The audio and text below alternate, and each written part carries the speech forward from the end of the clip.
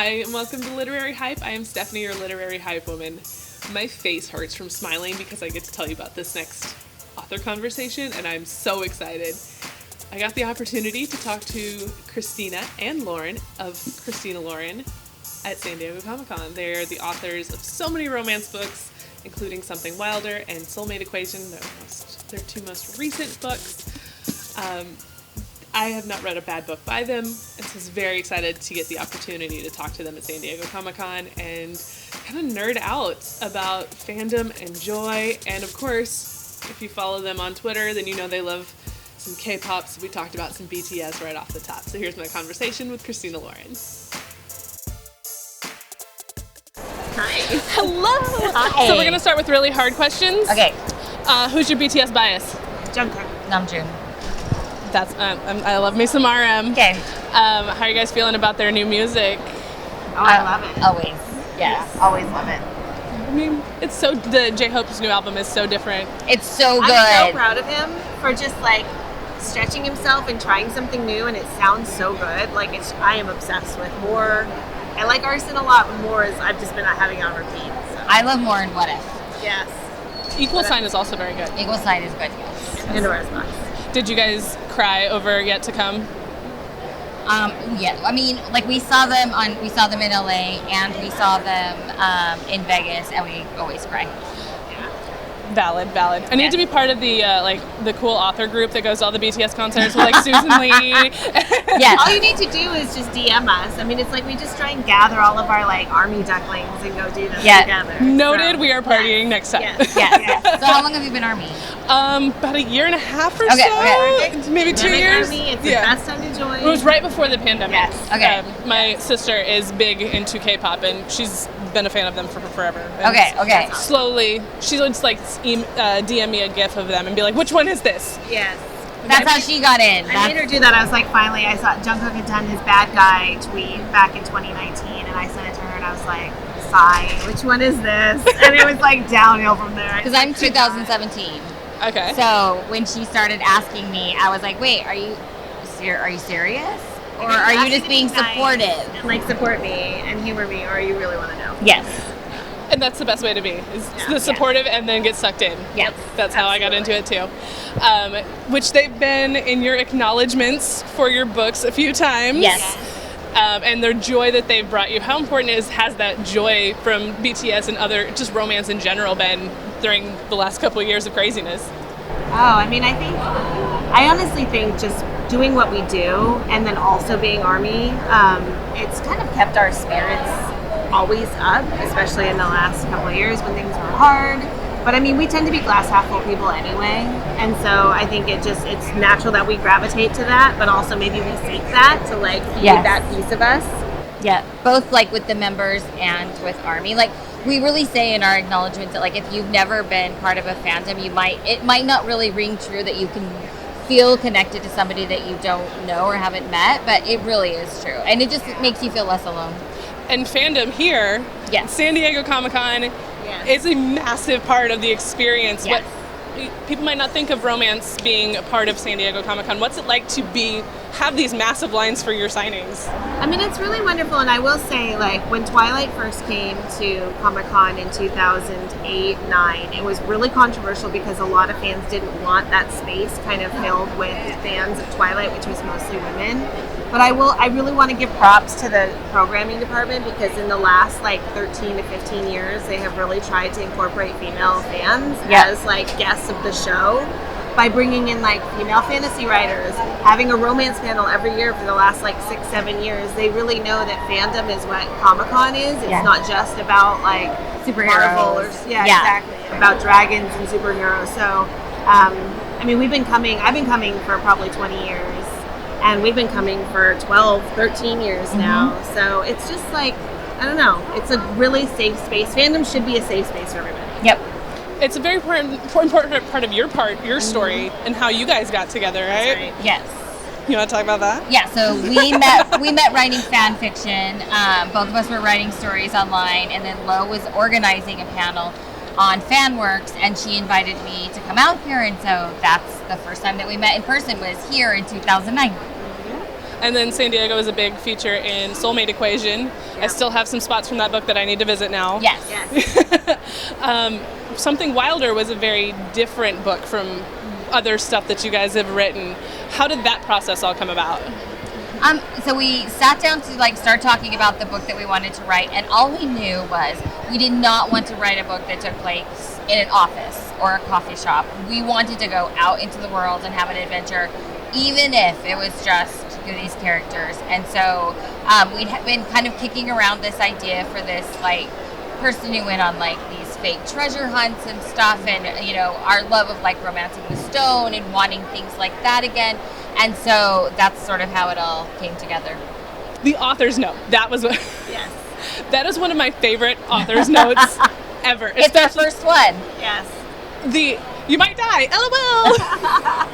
Because we had this really long trip mapped out. Christina had found this adventure guide, and he would take movie scouts out into the Red Rock Canyons, and then he would also take groups of people out into and like do canyoneering and stuff, and like he gave us information about the kinds of things you would have in a backpack and the kinds of meals you would have on this sort of trip. But he also built this whole treasure hunt route for us, and like kind of imagined where we might hide the real treasure. The problem is his trip was like 10 days long, and just riding them on horses in the desert for 10 days was not super exciting. So we had to condense it down, but a lot of the points that they go to don't actually connect on a map. Or you have to like jump off a cliff to get to that nice place. So we were like, let's make sure that people know, like, we know this is not an accurate map, but like just enjoy the book for what it is. Both so they didn't correct us and they didn't die. Yes. Very important, very important. Yes. So you guys write together. What is that process like for you guys? It's sort of different. It's the same and different for every book. So normally we outline in person. It's just kind of magic when we're together. That takes a couple days. And then we go to our separate places and write. And it kind of depends on how much we have of other things, because sometimes we're working on one book, sometimes it's two, sometimes we're doing script things. So usually we split it up by like chapter or whatever, write our parts, upload them, and then the real magic starts happening when we edit. You mentioned scripting. Yes. Any news on the Roomies movie? Yes. So Village Roadshow, the studio, bought the film. So we had been working with producers for a couple of years we wrote the screenplay, and that was a really fun process. And then Village Roadshow bought it. They bought the script and the book, and they're moving forward with the movie, and they're casting right now. So we've been going back and forth about our casting list, and they're having a big meeting on Monday to like select who they want to offer Holland to first. Yep. That is super exciting. Yeah. I mean, romance movies are kind of having their comeback again. Yeah. How does that feel, seeing something like this starting to make progress finally? I mean, It's been so long that we've been working on this. yeah, and it feels awesome. Like when we were we were like probably midway through Something Wilder, the Lost City announcement happened, and we were like, oh my god, is this either really good or really bad for us? And we were just so excited to see those movies. Like we were all talking at breakfast, like people want them. Yeah. They want to go and see those movies, and so it's just so exciting. Aside from the Roomies movie, what else are you guys working on? Well, so The Unhoneymooners has also been optioned, and It's been financed. So the announcement sort of is that they have the money for it. It's been financed, which is a really big deal, and they're getting ready, or they've made an offer to an actress, or getting ready to make for our Olive.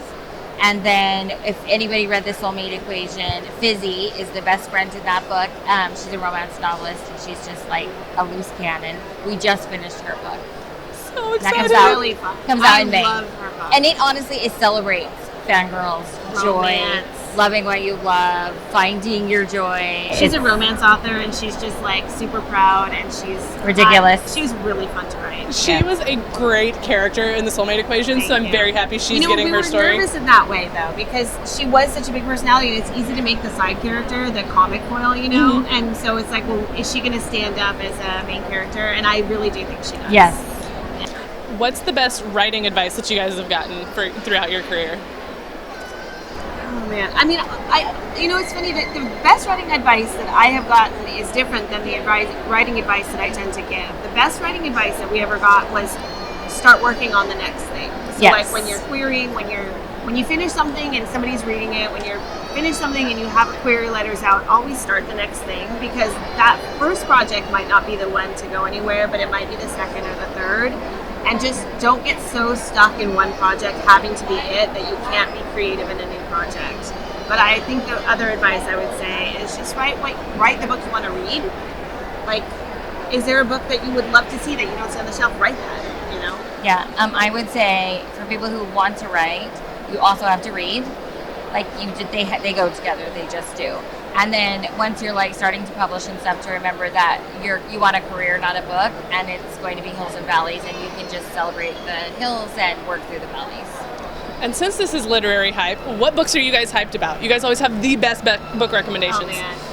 So a book that is coming out, I believe next week. It's called 100 Other Girls. It's by Iman Hariri-Kia. It is basically Iranian-American Devil Wears Prada in kind of a influencer magazine space, a digital magazine space. And it is so voicey and so great. I love the main character, Nora. She's an amazing narrator. And then I would also say You Made a Fool of Death with Your Beauty by Akweke Maisie. I always have to think about the spelling of it, and their writing is it's seriously transformative. They do something with romance that I just haven't seen before, and it's one of the best books I've read in a long time. Yeah, okay, so I'm going to say two. I'm going to say Scandalized by Ivy Owens, which is just like a super steamy kind of like journalist meets actor, celebrity sort of thing.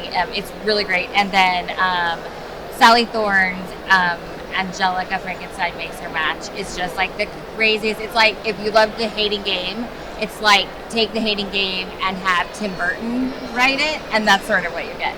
Okay, I'm very excited about that because I just got the arc for that. It's really so good. good. It's so totally good. different though. Just go into it without any expectations, and you'll be delighted. Awesome. Yeah. Is there anything else you guys wanted to talk about? I mean, we're just so excited to be here Yes. after so We're happy to be long. back at Comic-Con. So nice. Yes. They said in the panel earlier, it's been 1,099 days since Oh there my was a gosh. San Diego Comic-Con Friday day. And I was just like, why am I getting emotional I about know! That's crazy. it? It's been so long. It has been so Meeting readers is our favorite part of Yeah. this entire job. So getting to go on tour again, getting to go to festivals, and this has been like, there was a point where you wonder if it was ever going to happen again. So it's so wonderful. Well, thank you guys so much for your time. It was Thank so you. great to get to talk to you guys. This was really you. fun. Thank you. you.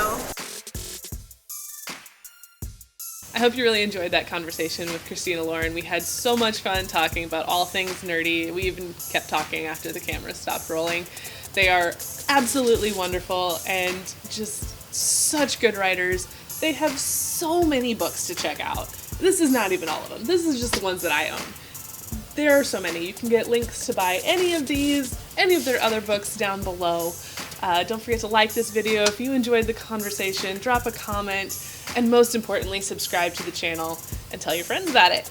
Until next time, thanks for watching.